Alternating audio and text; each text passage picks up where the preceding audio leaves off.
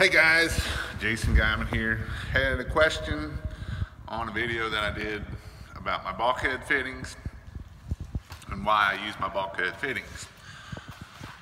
So, I'm going to show you where I put my bulkhead fittings and how we use our bulkhead fittings.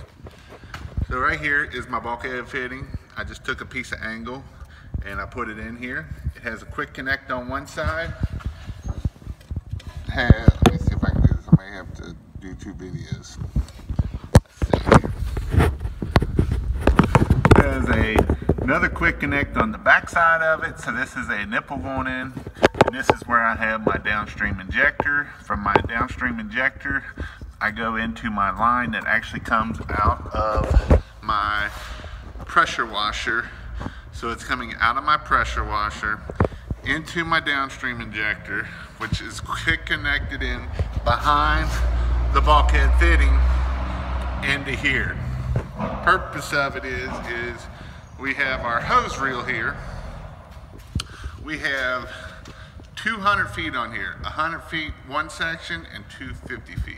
Purpose of that is you pull it out straight from the house, you go to the back corner, you come back, you disconnect. If you leave 9 times out of 10, you can use 150 feet of hose.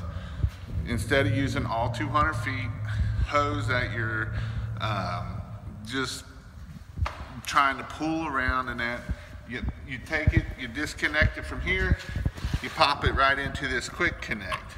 So this quick connect is in that bulkhead fitting that I showed in the video earlier. That's in this piece of metal here. A couple reasons why I did this. One of the reasons why was, we can use 150 feet of hose instead of using 200. You say, well, what's the big difference of 50 feet? Well, if you roll up 50 feet 4 or 5 times a day extra that you didn't need, you're talking 20 minutes, 20, 30 minutes and a sore arm. The other thing I like about it is I was going through super swivels on these trucks. So we got 4 trucks and we were going through super swivels, and these are the high dollar swivels, not the $20 ones. They wouldn't last that long. These are the $49 swivels, and we were going through them left and right. Not only that, we went to electric reels with the solenoids. So the water was spraying out of the super swivel, spraying down onto the solenoids. Now we didn't have electric reels, we had hose pile on the truck. Ever since I've done this, it's worked awesome. I haven't had to replace any solenoids, and I haven't had to replace any super swivels. And you say, well, that super swivel, if it leaks a little bit, yeah, the problem with that super swivel is it leaks soap, sodium hypochlorite, sprays it all over the truck, makes the truck look like crap. And so that is why I went with the bulkhead fitting with the downstream injector behind it. Also with this, it kind of makes a nice area.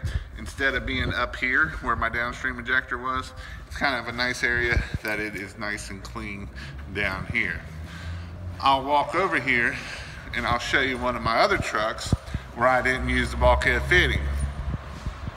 And I think I talked about, let's see, do I even have that truck here?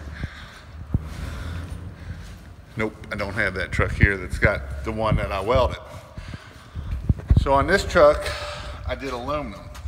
But you can see here that for this bulkhead fitting, I had to get let's see if I can show it here.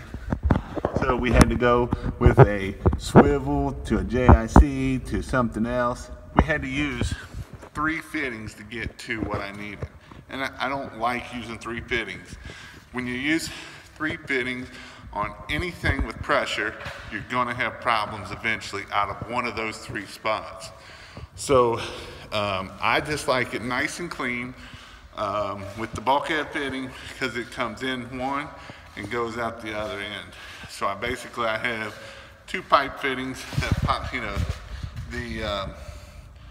the quick connect and the plug and the coupler. So that's why I do it. But Hope that helps you. I know I had 2 questions on it, so I was just going to do an explanation here. And I will hope you all have a great spring. Everybody's kind of getting a slow start because of the stupid weather finally breaking, but now it's starting to break free. So hope you all have a great day, and thank you for watching. Please subscribe.